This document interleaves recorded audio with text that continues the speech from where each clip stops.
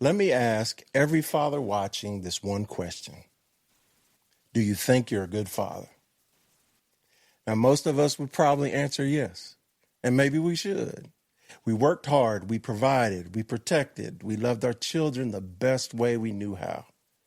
But let me ask you another question. Can a good father still have regrets? I know I do.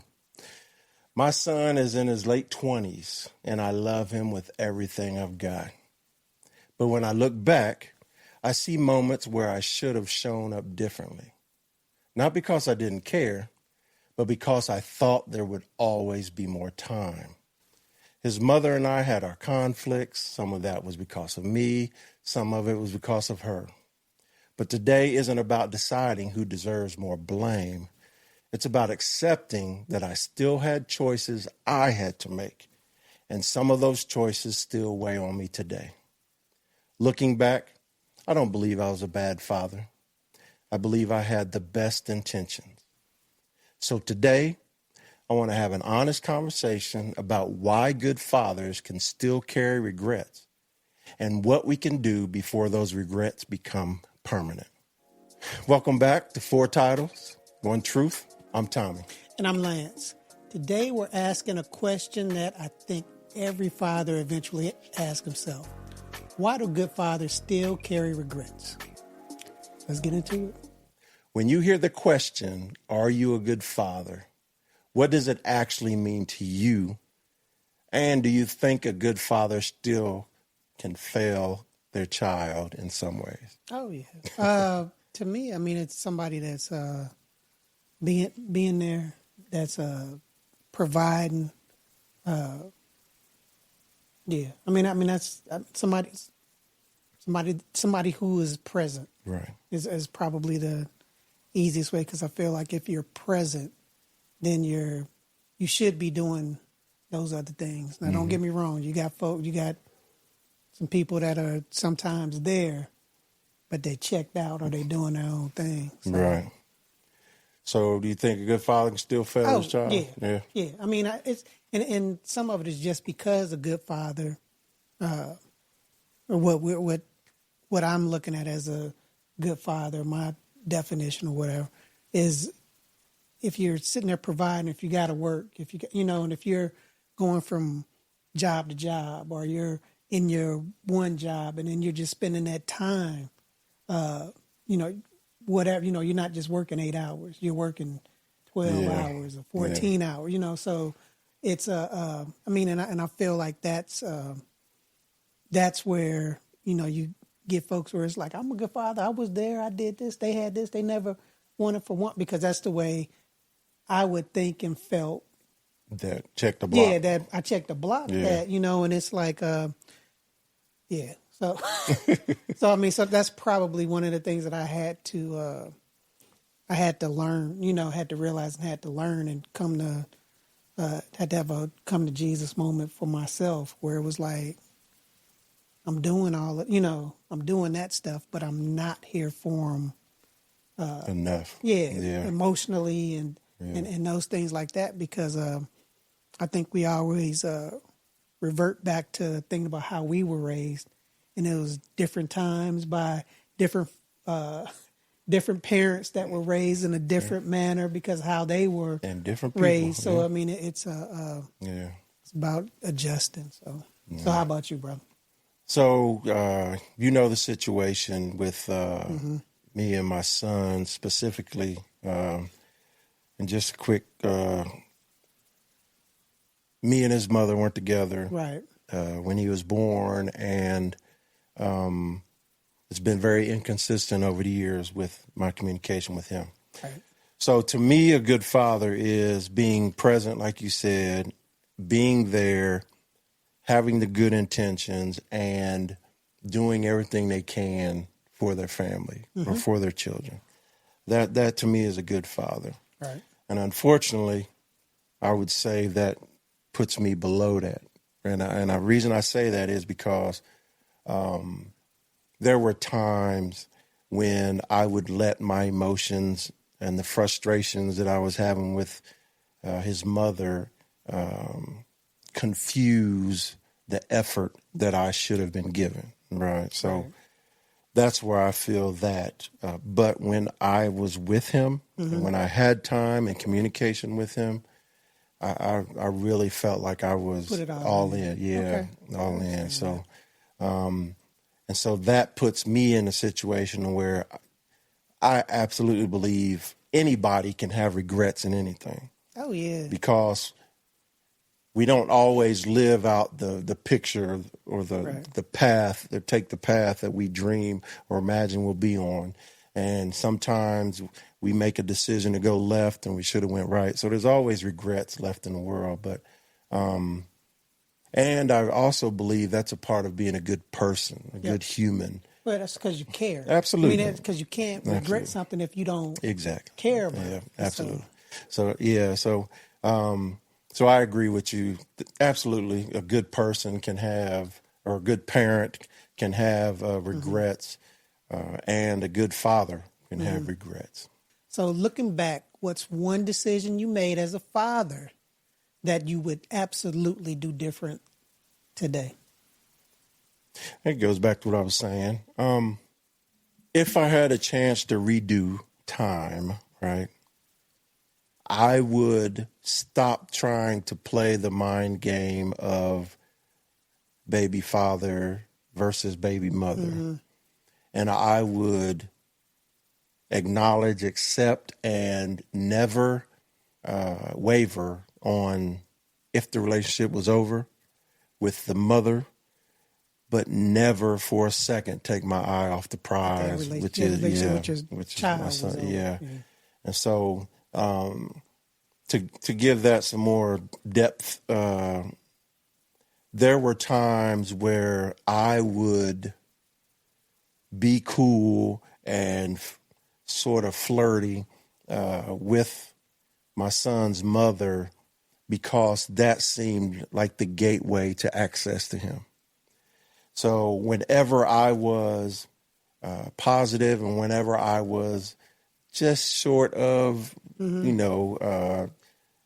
making true statements about us getting back together, there were times when I knew that I was going to get emails, I was going to get phone calls, I was going to get contact, right? But I also knew that after an argument or when we're not feeling each other at all, not radio silence, but to the point to where phone calls of mine weren't getting answered, emails weren't getting replied back to, and so I didn't react the way I should have. I shouldn't have said, well, get in my feelings, and now all of a sudden I'm not going to talk until I hear back from them or her, because it was never about him. Right. It was all my anger, my frustration. It was always between me and his mother. And so that would be my what I would do. I would absolutely understand that it should have always been that's rough, him as my priority. I mean, that's rough. And how old? I mean, you were young too. Yeah. It was early in the military. I was born in '99. Right. So I was 27, just really starting to see myself as a leader, as an Army guy, and really start to become who I became. And I say this all the time, but I don't mean it as an excuse. I mean it as a failure on mine, where I was so self-involved and self-focused that early on I really had a hard time understanding my responsibilities to others outside of myself. And I'm including my parents. I didn't call home nearly as much as I should. I didn't go home nearly as much as I should. I didn't. My father passed is when I started to mature more as a person. That's, I was thinking about it as you were answering. I was like, men are just, it takes us a little bit to mature emotionally. Yeah. You know what I'm saying? So, and it don't matter. Like me and you, we're freaking 6 days apart. But I promise you, if you put our lives on paper, you can see, like, if it was like a graph, you'd see sometimes where maybe I was a little more mature, and then all of a sudden here you come being way more mature. It's so inconsistent. Yeah, I mean, it's just, and we can see it and recognize it, accept it. Looking back. Put it out. Yeah, looking back at it now, because it's like, I can't believe because we look at, and I think part of that is because we led folks that were that age and, younger. Well, you're like, what is this bonehead thinking? Yeah. And then you can go back and think, it's like, God, dog, I did that shit. I did that same thing, or did something worse than that. God, what's going on? So, what would you change? I just recognizing and seeing that I shouldn't have treated or tried to, some of the things that how I was raised just didn't work. I mean, it didn't go through easily with my kids, just because my kids were raised, and I was raised awesome parents. Have had an awesome father. I have an awesome mother. Mm-hmm.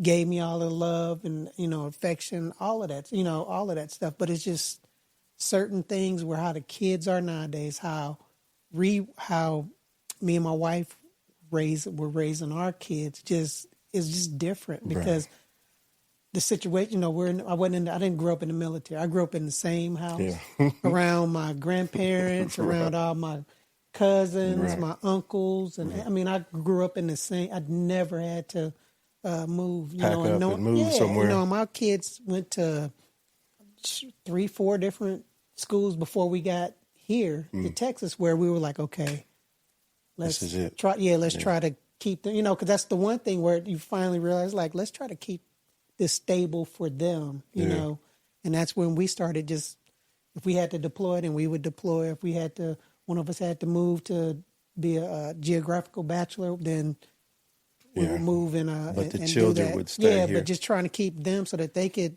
build friendships and build some confidence of being, in one area and knowing a place. And like you did. So let me ask you a question. Could you explain like a situation where you're saying that you regret? Because when you talk about it, it makes me think of my father was very hard on me, but I didn't have to be as hard on my son as I was. Yeah, I mean, it's things where my father. I was, that's the other thing too. You think about the technology and all of that stuff that what's around now, what we didn't have. So it's like, we were going outside and stuff all the time. So if I like doing yard work and cutting grass, because that was one of the things that I did. If I saw my father out doing something, I would go out and be like, hey, Dad, you need me to do something. Or I'm sitting there trying to learn what he's because you automatically assume that's what men do. Yeah, that's what I thought needed to be done. And and instead of especially with my son, you want the best for them. You want them to be better than you. Yeah. You absolutely want them to be. You want them to know everything. Know how to act, to present themselves the best, so that they can get a good woman or so their life whatever. Is so much that they have easier. You want them to have both your kids. You want your daughters also. You want them to have. You want them to just. You want the best for them. So it's just clouds, like living in the clouds. Yeah. And instead of, I tell you, instead of adjusting to situation how my kids are and were, I'm thinking, why I gotta always ask you to do something? Why don't you just come out and do this? Why don't you like coming out and doing this yard work or learning? Instead of getting upset about that, and I'm like, okay, then you're fired. I'm not gonna even try. With you, whatever. It's those things where it was like, because my son, I would fire him off. If we were out doing something, I'd be like, just go in the house. I can't. Never mind. Instead of just going, no, come on, let's let's get through this because it's something, because, you know, now it's like, how you do that, Dad? Or, you know, and it's like, okay, here, this is what you need to do. So he's grown and matured, and I, you know, where it was like, okay. Well, it just wasn't interesting to him. No. And that's I mean, the he thing. said he still don't like it. But it was interesting to us growing up because that's what we saw our father doing. Yeah, I mean, that's what we looked at and said, okay, I mean, and he's always seen me working and doing the difference. I mean, along with doing the yard, you know, the other things around the house that I know how to do, but he's keying in on the schooling and all of the job and things like that, where it's like, okay, that's what because that's what he's seeing is like, that's how mom and dad are successful. That's what I need to do. Yeah. Then all the other stuff just happens. Yeah. Magic. It just appears. I go in my room and go to bed and wake up and boom. Clothes are washed. Dishes are clean. Oh, trash is out. There is a God. That's right. That's funny. Absolutely. All right. So at what point, in your opinion, does providing for your family stop being enough? Because when you say that, of course, it's easy to answer, right? Because there's the social acceptable answer. But let's dive into it. When does your presence become more valuable than the income that you're bringing in? When folks start having problems. You know, when you see,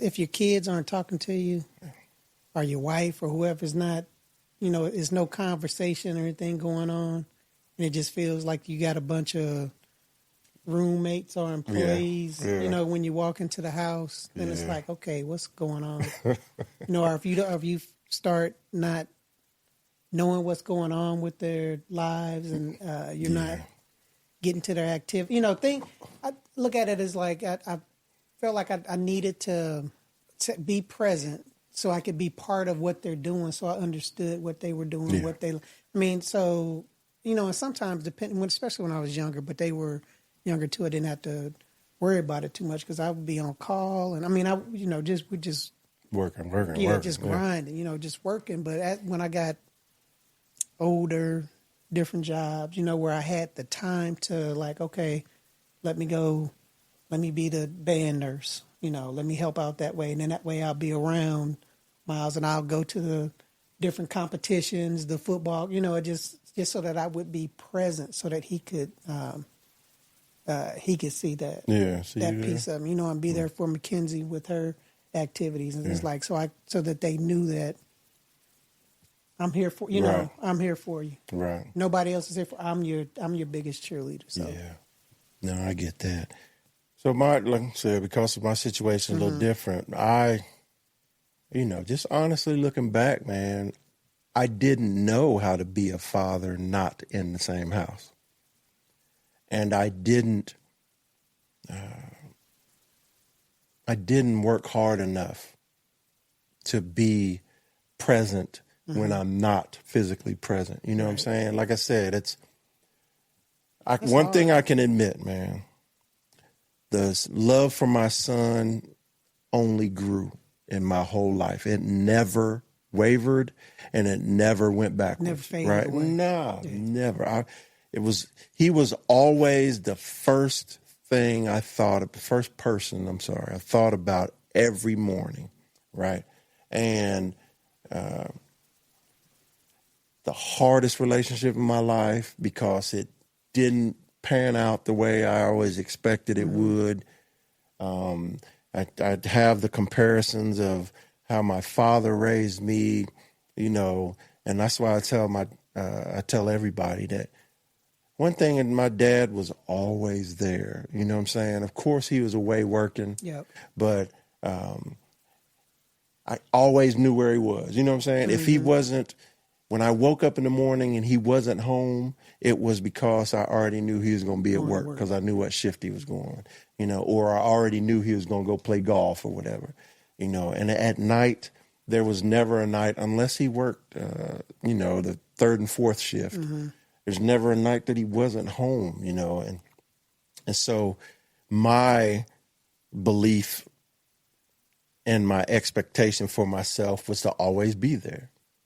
But when you have a relationship outside of wedlock and then you're out of state as well, sometimes out of country, it's hard to stay as focused as you need, especially when you're not sure what to do anyway. Right. And then you throw in the fact that the two parents in this situation, button heads. Could not be happily ever after, right? Because there's just too much conflict between the two. And then you throw in the anger and the frustration that you have with each other. And like I said, I let my emotions get the best of me when I should have been making what we all say us men do, when I should have made the logical efforts, and that my emotions were in the way, you know what I'm saying? And then I also have to throw in there the job, because like I said, I was self-centered and self-focused because I felt I had to put my energy in, and I was bent on being a role model for my son, showing him how when you put that effort out there and it's intentional, the progress, the results will come, right? Right. So I guess, even though you weren't there every day with him, you were going to show him, it's like, look, this is what something you he could be proud of. Yeah. And that was an illogical direction that I went because I was just wasn't there, and there was just too much going on. That's a hard. I try to think of. Yeah, that's hard, man. Yeah, and then and there are many men out there that did it way better than me, right? And I applaud them for being aware enough to. If they were in a situation where they were out of the state, out of the country, I applaud them for the efforts that they did, and hopefully their relationships are much better than mine now. But it was it's hard. I'd say it's hard, and the military doesn't make it easy for you. So it's something. How do conflict and pride between adults end up becoming burdens that children have to carry? Yeah, you've been. I'm the perfect. I'm the perfect example, and I don't mean this in a shallow way, but it goes back to, if you fix yourself, the fallout is so much less. You know what I'm saying? And so my son had to deal with the fact that me and his mother weren't together, me and his mother weren't going to be together, and me and his mother weren't really cordial with each other. So that's a huge failure on my part, right? Because I should have, it just should have been better, man. And I'm not trying to beat myself up, and I'm not giving myself any leeway or whatever. It's just so obvious that the actions or the inactions of parents affect your children, and sometimes those will turn out and make your children stronger. Sometimes it'll turn out and give them mental problems, mental health issues.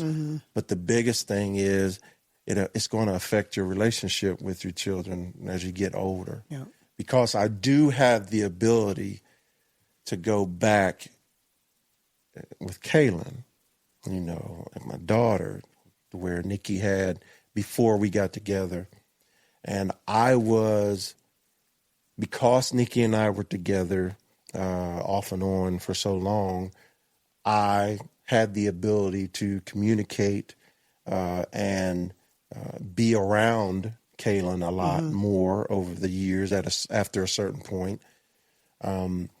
And I made sure that when I communicated, it was intentional, and when I communicated, it was worthwhile. Right. But I also had another conflict on that side because I didn't know how far I could go in being a daily representation of what fatherhood looks like, because Kaylin has her own father, and Kaylin has her own that side of the family, and I wasn't smart enough to just straight ask the question at the time to Nikki about what my boundaries are as far as punishment. Smart enough, or were you afraid to? I think it's both. I think I wasn't smart enough because I was like, because you just live knowing life. that if I ask, then at least I'll know. Yeah, but then you live life, and you know that whether it be TV, movies, or real life, it'd be like, if I'm not, my perspective, if I'm not around my son, but that's my son, I'm not too happy with another man disciplining him, another man being that parent or whatever. That's that selfishness. That's that only thinking about me thing. Mm-hmm. And so I had that chip on one shoulder because I wasn't her actual biological father. But then on the other shoulder, it was, just ask, Nikki, just right. Make it a real conversation so that you can do it. But yeah, I didn't do that either. I do know that the weight is real. Mm-hmm. And the older you get and the more your world starts to fill in the blanks, you start to see all of the failures that you had. And you see the successes as well, because Kaylin's an outstanding adult, grown woman, and Jalen is he knows what responsibility is, and he's out there living and making his way. So they're not failures, because of me, So that gives me hope. That gives me a happy feeling that I added something, I think that we're harder on ourselves. I think that we'll look at situations and things where it's like, man, I jacked that. And then like other folks look in and be like, what are you talking about? Yeah. And it's just like, because I know that you're hard. I'm hard on myself. And it's just because it's like in my head, it's just, I know it could have been better. I know I could have went about it in a different manner to make it not affect, my family or whatever, affect them in that way, or could have. It's just we're just super hard on ourselves. Yeah, and sometimes we shouldn't be and don't have to be. Yeah. Especially when we look at, especially your kids. You look at your kids and be like, man, them jokers are. And that's some good. Now for both of us, they're adults. Yeah. So you look at them and be like, man, that's a good.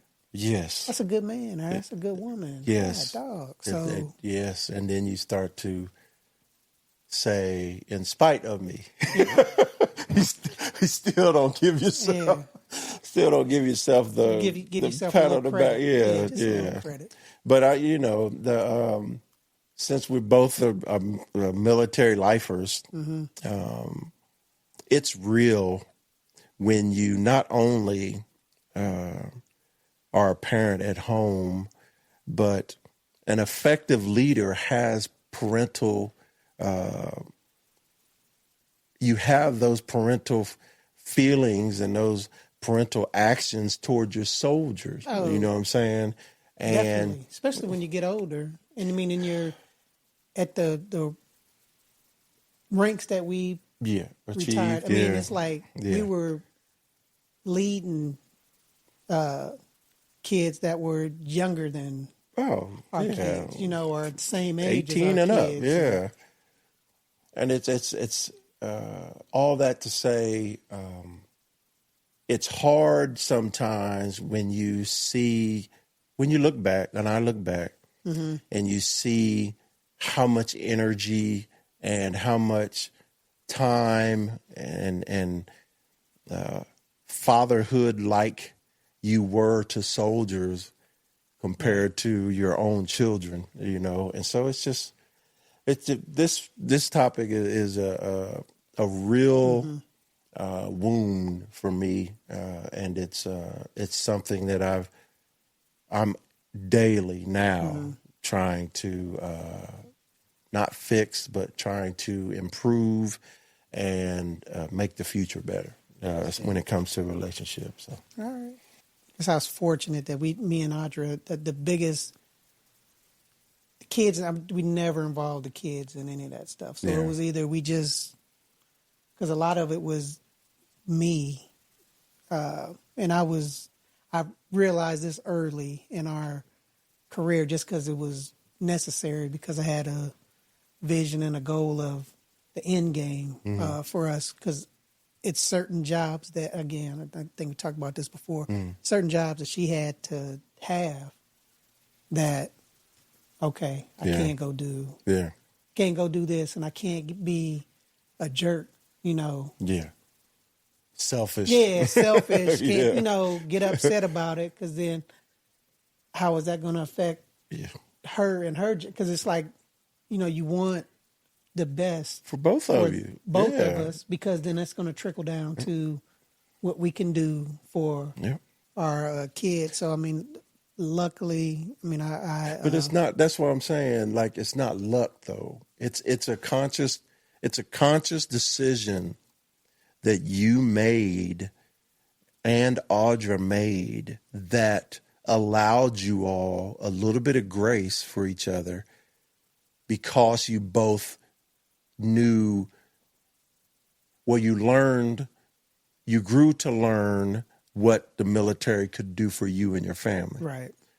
Yeah. And the difference from that is that it's just obviously a different,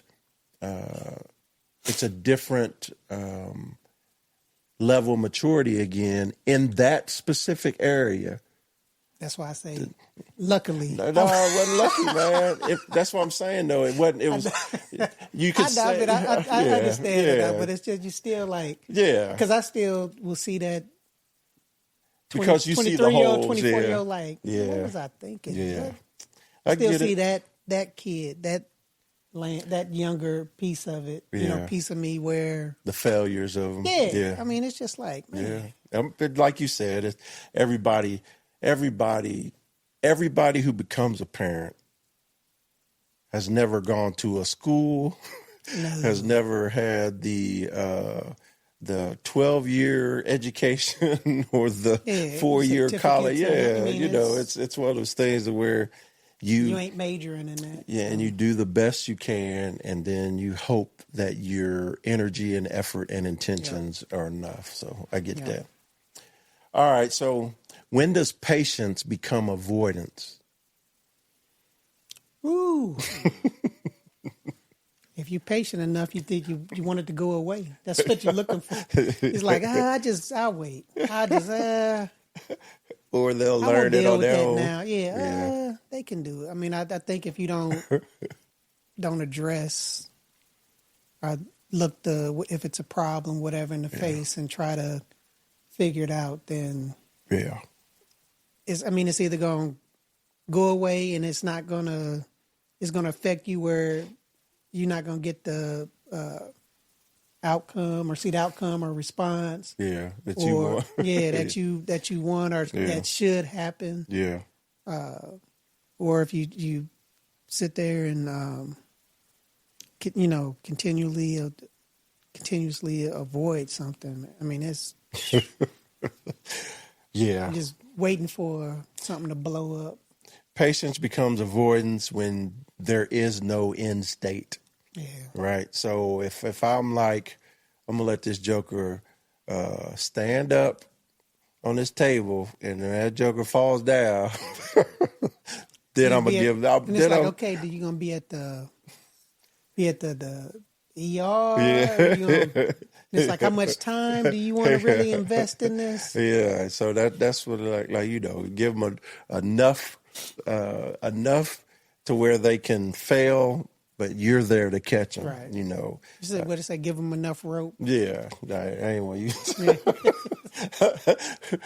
But yes, if you're kicking the can down the road, then that's not patience. That's avoidance.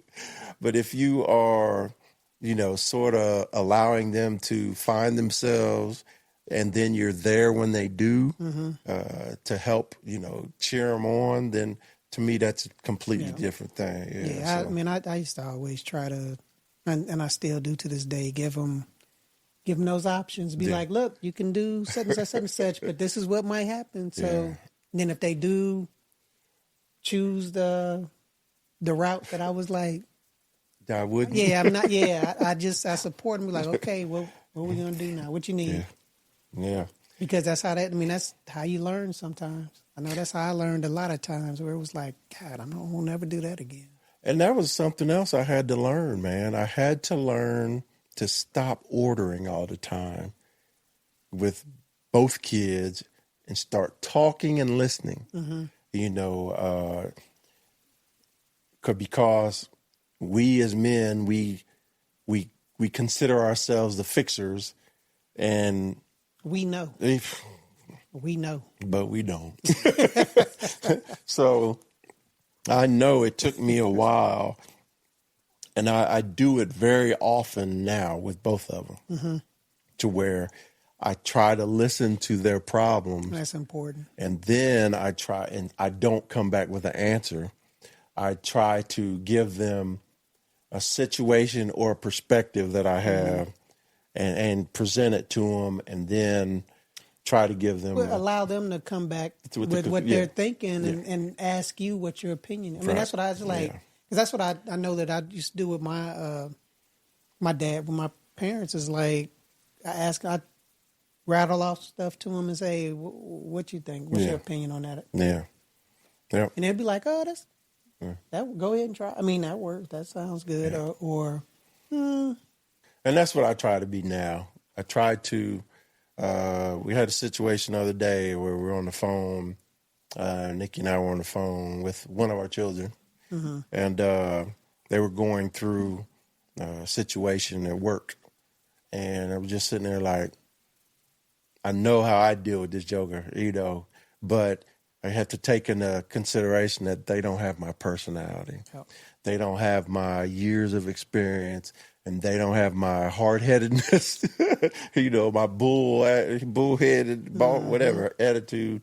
So I was just sitting there saying, well, situation like this, I had to wait and see that there was a bigger reason, a deeper reason, and before I acted, or before I was able to shake it off and move forward, whatever. And that, it's a valuable thing to learn when you're an adult with adult kids.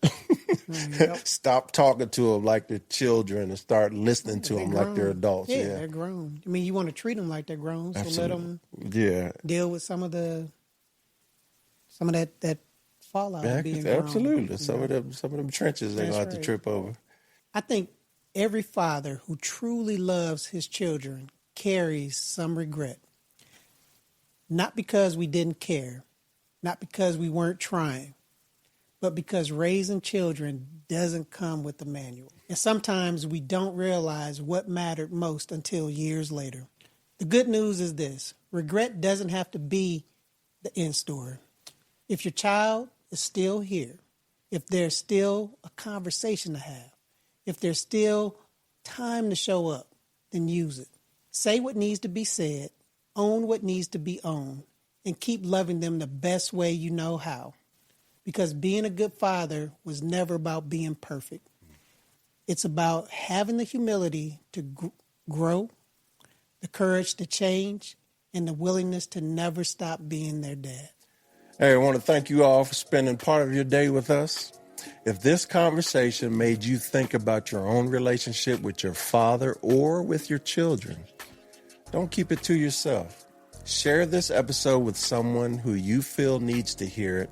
Please. And then talk to them about it. Yep. And we'd love to hear from you. What regret has fatherhood taught you? Yeah. Or what lessons are you trying to pass on before it's too late? And leave us a comment wherever you're watching or listening. Until next time, Let's keep the conversation going.